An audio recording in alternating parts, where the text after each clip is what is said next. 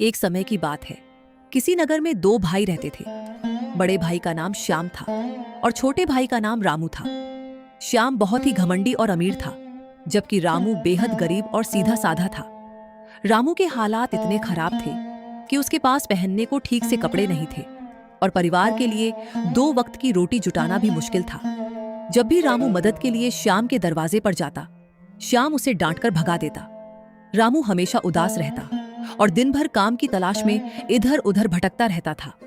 रहस्यमयी बूढ़े आदमी से मुलाकात एक दोपहर। रामू सूखी लकड़ियां बीनने के लिए जंगल की तरफ जा रहा था।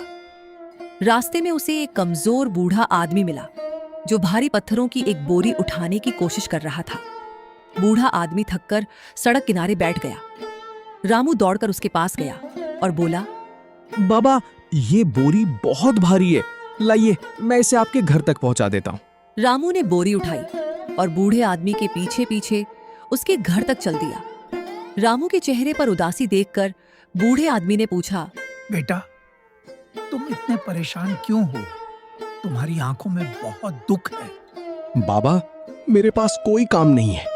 मेरा परिवार भूख से तड़प रहा है। मैं समझ नहीं पा रहा हूँ कि क्या करूं। तुमने निस्वार्थ भाव से मेरी मदद की है। तुम्हारी ईमानदारी देखकर मैं तुम्हें एक अनोखा उपहार देता हूं। ये तुम्हारी गरीबी दूर कर देगा। ऐसा कहकर बूढ़े आदमी ने रामू को एक तांबे का पुराना बर्तन दिया। बेटा, ये कोई साधारण बर्तन नहीं है।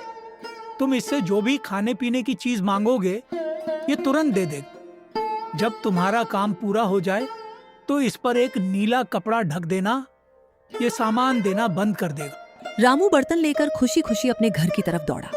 घर पहुंचकर उसने देखा कि उसकी पत्नी और बच्चे भूख के मारे चुपचाप फर्श पर लेटे हुए थे। रामू ने तुरंत जमीन जादुई बर्तन को वहां रख दिया।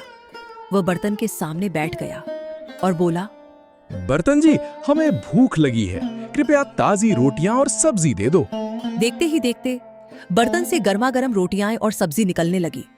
जब खाना काफी हो गया तो रामू ने उस पर नीला कपड़ा ढक दिया, जिससे बर्तन शांत हो गया। पूरे परिवार ने पेट भरकर खाना खाया। अब रोज का यही नियम बन गया।